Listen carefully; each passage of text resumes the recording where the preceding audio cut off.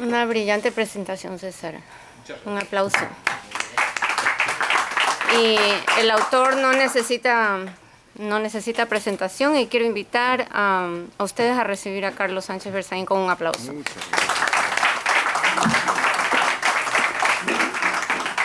Muchas gracias por su presencia, queridos amigos. Gracias, Osmin, por la introducción. Gracias, César, por la presentación. Tus palabras alientan el optimismo que has comentado. Yo quiero empezar explicándoles por qué este libro se llama Lucha por la Democracia.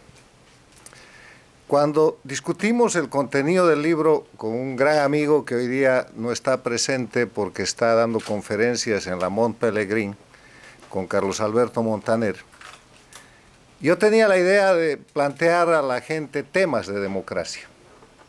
Y él me dijo, mira, lo que estás haciendo es un esfuerzo para resistir una fuerza hostil.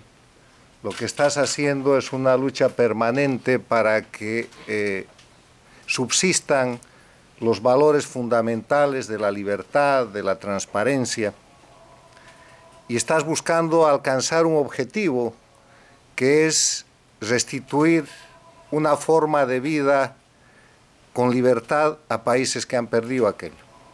Incluido el mío, decía Carlos Alberto, que es de origen cubano, y eso es luchar.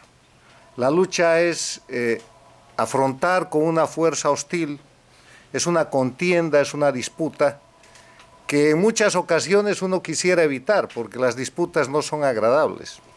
En las disputas uno da, pero también recibe. En las disputas hay finalmente un ganador, pero el margen no siempre es muy claro. Pero esta disputa de la defensa de la democracia es una disputa que los hombres y mujeres libres del hemisferio no hemos buscado.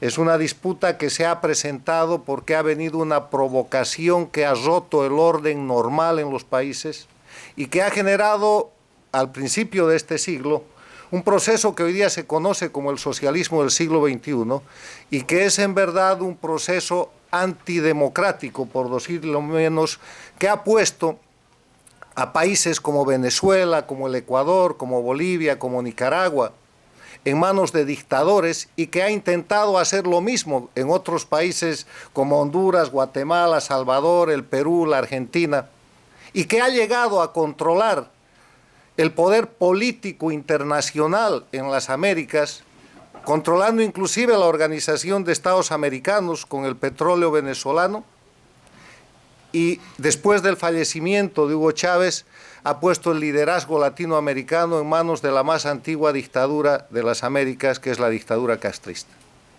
En ese escenario vale la pena luchar por la democracia porque es un imperativo de sobrevivencia, no para la gente que está solamente directamente acosada, presionada o afectada por esta violación de la democracia, sino para la gente indiferente a la que está dedicada el libro, que no sabe que en cualquier momento puede pasar al grupo de los afectados. Yo quiero aquí aprovechar para contarles una pequeña anécdota que es más bien historia. En la década de los 90, gobiernos democráticos gobernaban toda la América Latina y solo había sobrevivido una dictadura, que es la castrista. Había caído el muro de Berlín, Castro había entrado en el periodo especial, y todos los países democráticos de las Américas permanecimos indiferentes frente al exilio, a la persecución, a las vicisitudes del pueblo cubano víctima de la dictadura castrista. Hasta que apareció Chávez, el 99, se acercó para sobrevivir a la dictadura castrista, conformaron el eje Caracas-La Habana y empezó la expansión de la recreación foquista del castrismo, ya no guerrillero, sino electoralista, y todos los indiferentes empezamos a caer, empezamos a ser afectados, y es tarde para el mea culpa, pero ahí ven ustedes a Bolivia, ven a Venezuela misma, país de gran tradición democrática, ven al Ecuador, ven a Nicaragua, y ven a una Cuba empoderada que ha transformado el vejamen de la dictadura casi en una virtud.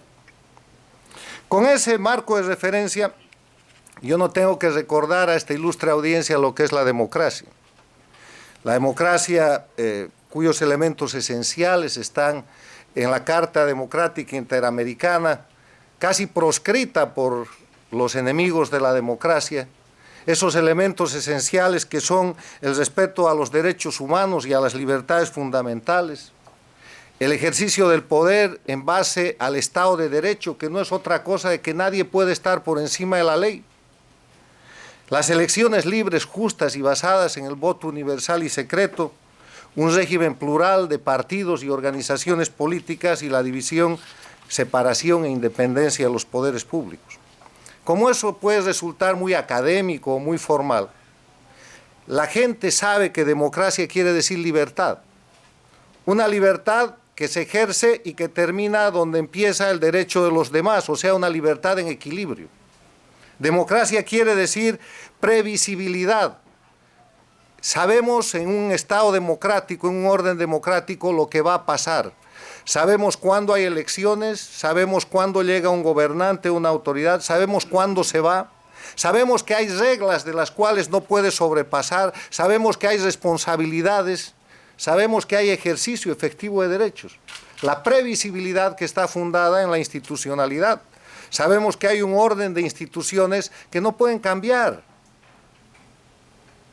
Quiere decir democracia es rendición de cuentas, porque nadie es dueño del poder, nadie es dueño de un país o de un Estado para cambiarle el nombre, para ponerle sus leyes, para apropiarse de los bienes de ciudadanos, empresarios, políticos o simplemente gente del país cuando tiene interés en esos bienes, confiscándolos o creando acciones políticas para acusarlos de algún delito y quitarles lo que tienen. Instituciones.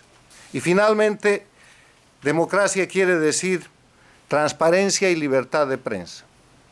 Si resumimos en lenguaje coloquial, libertad, previsibilidad, rendición de cuentas, libertad de prensa y transparencia, que es lo que la gente reclama sin tener ninguna formación política, académica, cuando se refiere a la democracia, podemos darnos cuenta de lo que no es democracia. Y democracia no es perseguidos por razones políticas, porque en democracia el adversario político tiene que ser convencido o vencido por mecanismos democráticos y por elecciones. Cuando no hay democracia, el adversario se convierte en enemigo y al enemigo se lo elimina. Y por eso hay perseguidos políticos, por eso hay asesinato de la reputación, por eso hay presos políticos y por eso hay exilio político. Cuando nosotros vemos un país en el cual hay exiliados, hay presos políticos o hay perseguidos políticos, ya no podemos hablar de democracia. Vergüenza hablar de democracia en países como Venezuela, que tiene 77 presos políticos y que se toma la libertad, entre comillas, de vejar a la gente que va a visitar a sus presos políticos, como ha sucedido en estos días con la señora Lilian Tintori y la madre Leopoldo López.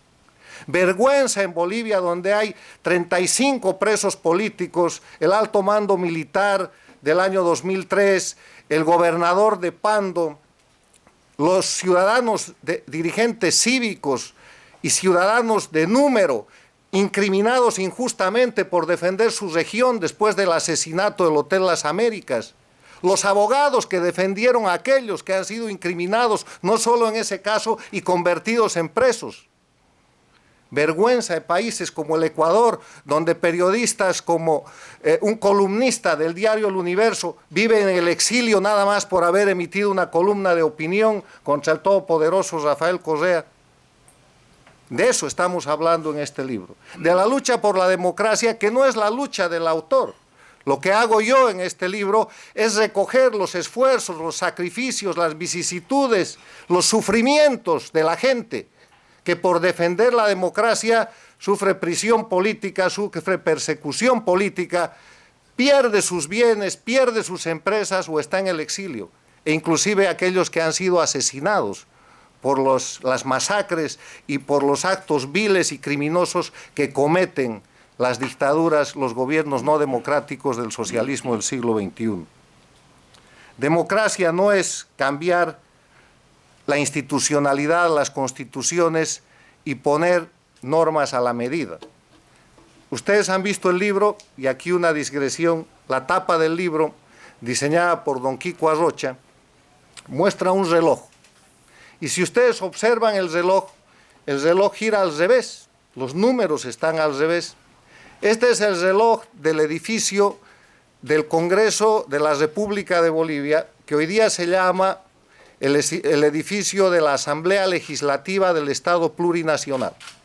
Y el gobierno de Bolivia, Evo Morales, el dictador cocalero de mi país, ha dictado una norma legal estableciendo que este es el reloj del sur, que gira hacia la izquierda y que es una señal de antiimperialismo. Y si ustedes visitan oficialmente el Estado Plurinacional, recibirán de regalo de manos de las autoridades un reloj del sur. Si eso se puede hacer con un reloj, imagínense lo que han hecho con las leyes.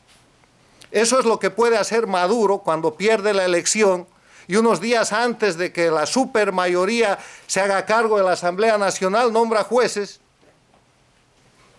establece mecanismos económicos, o lo que hizo la Kirchner en la Argentina, días antes de abandonar el gobierno, y manda camionadas de dinero hacia su provincia para sostener al candidato que había ganado esa elección.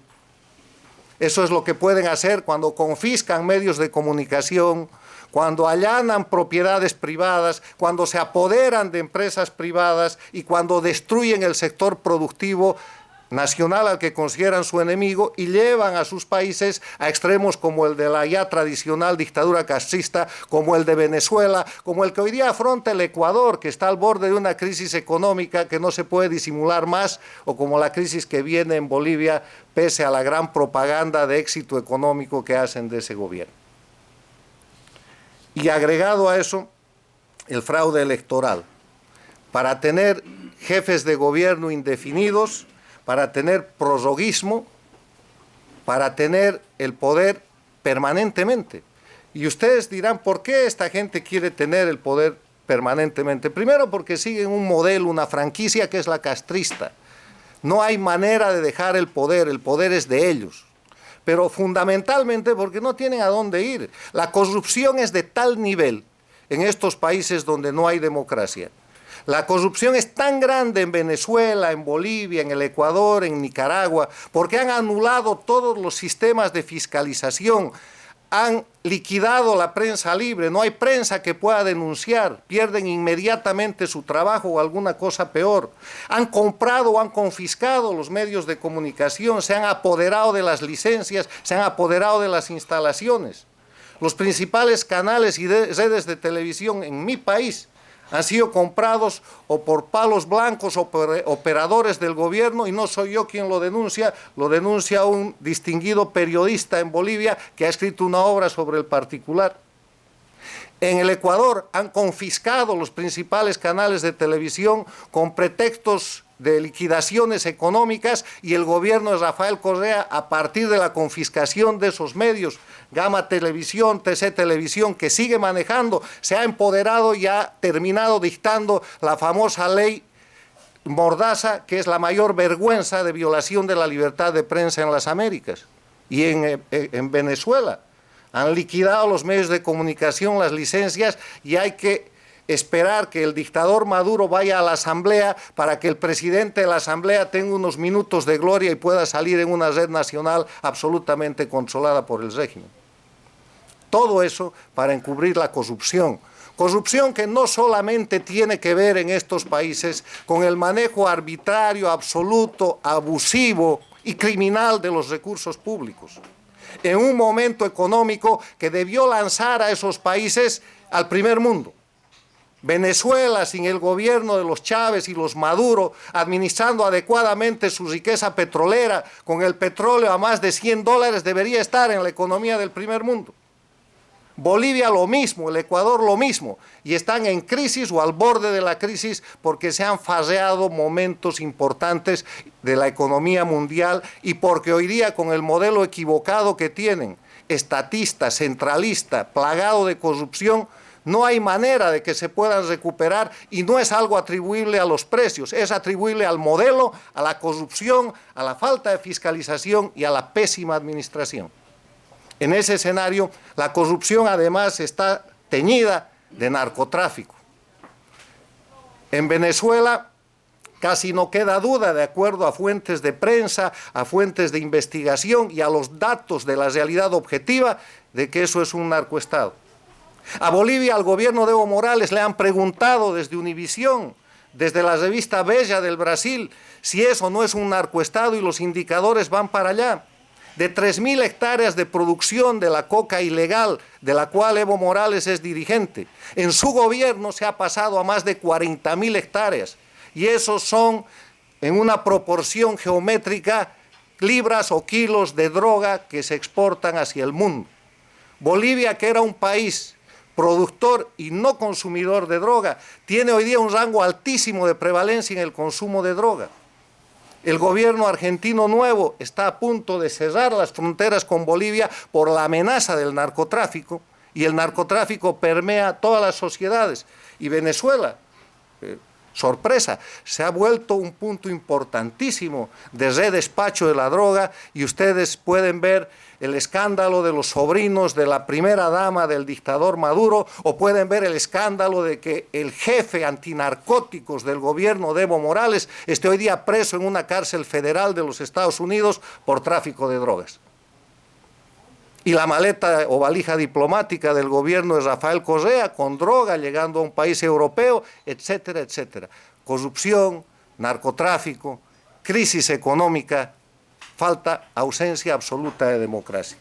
O sea, en ese escenario, luchar contra los enemigos de la democracia es un imperativo, no solamente pensando en nuestra generación, sino pensando en el país que ha de ser el día después de que estos gobiernos terminen, que algún rato tienen que terminar.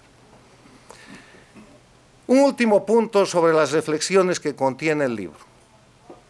Los enemigos de la democracia, los dictadores del socialismo del siglo XXI, son poderosos, tienen muchísimo dinero, manejan importantes oficinas de relaciones públicas, lobbies en los Estados Unidos, en Europa. Se les ha casi demostrado que ellos financian incluso acciones políticas en Europa que han llegado a afectar a España, Grecia y otros países.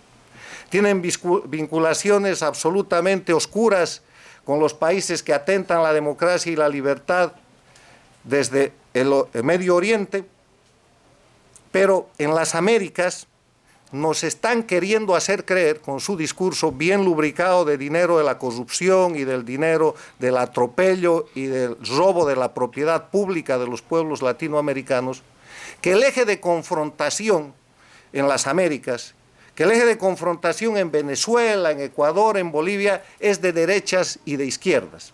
Que ellos son la izquierda populista, progresista, defensora de los pueblos, defensores de los pobres, que están enfrentándose a la derecha para que no retorne el neoliberalismo, para que el liberalismo no esté nunca más en esos países, y que además son antiimperialistas y que son una especie de nacionalistas que defienden a sus pueblos. Eso es absolutamente falso. El eje de confrontación es libertad y democracia versus dictadura y corrupción. Lo que se confronta hoy día en Venezuela, en Bolivia, en el Ecuador, no son derechas e izquierdas. En Bolivia, el 21 de febrero va a haber un referéndum y el pueblo entero está movilizado. Cada boliviano es una campaña. Cada ciudadano está tratando de defender lo suyo y no tiene nada que ver ni con la derecha ni con la izquierda, están defendiendo su libertad. Los 2/3 de representantes obtenidos en la Asamblea de Venezuela el pasado 6 de diciembre no es una confrontación de derechas e izquierdas, es gente buscando libertad, recuperar los espacios fundamentales para poder salir de una crisis económica, para poder tener mejor alimento, para volver a tener papel higiénico en Venezuela. No creamos, no aceptemos que la corrupción, que la vinculación al narcotráfico, que las dictaduras del socialismo del siglo XXI tienen algo que ver con la izquierda. Porque además en esos gobiernos han aumentado los niveles de pobreza, han aumentado los ricos, sí, pero los nuevos ricos, la boliburguesía, la evoburguesía, gente que compra todo por todas partes, y los pobres siguen siendo pobres. Se han acabado las prebendas populistas y se están acabando, y para el ejemplo mejor, Venezuela, el pueblo venezolano hoy día está mucho peor que hace 10 o 12 años. En algunos países todavía se respira algún aliento de normalidad, pero no va a tardar en presentarse el camino de Venezuela. Quiero terminar diciéndoles que la lucha por la democracia, en mi concepto, es la lucha de todos. Y quiero hacer una mención especial al tema de mi país, Bolivia, y el referéndum del 21 de febrero, en el cual Evo Morales está haciendo un esfuerzo para ser reelecto por cuarta vez, pero la gente a veces no recuerda que él acaba de ser reelegido ilegalmente hace un año, que le quedan 4 años de ese mandato que ya ha usurpado y que está haciendo un referéndum para la elección del año 2019.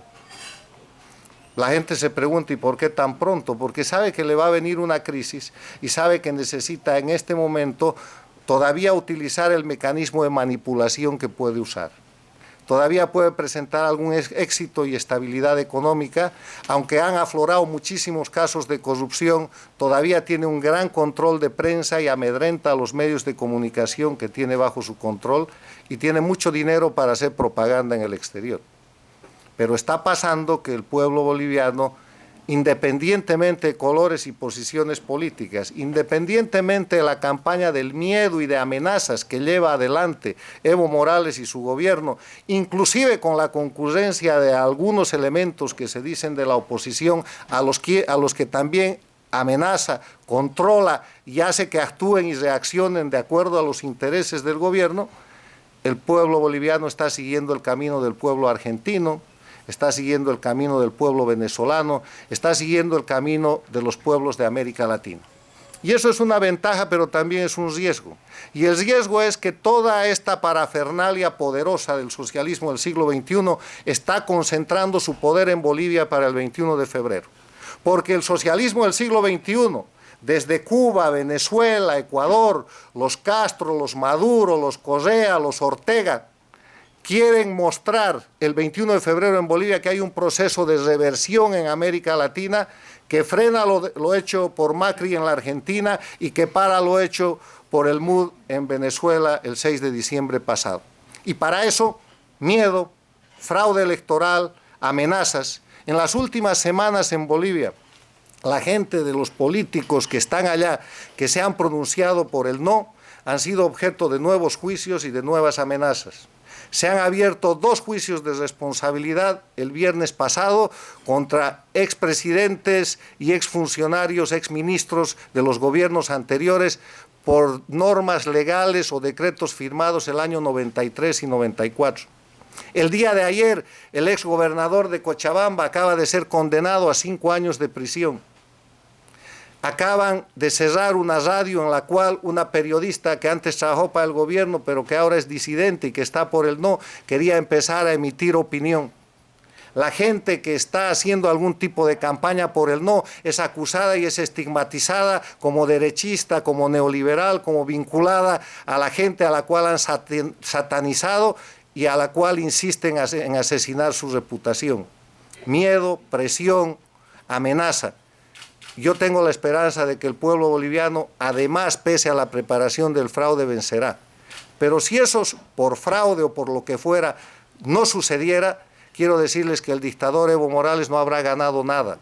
Habrá puesto simplemente la evidencia de que el fraude electoral se impuso una vez más, de que el miedo, la presión y las amenazas criminales de un gobierno que está totalmente fuera del respeto a los derechos humanos y a las libertades fundamentales pudieron manipular.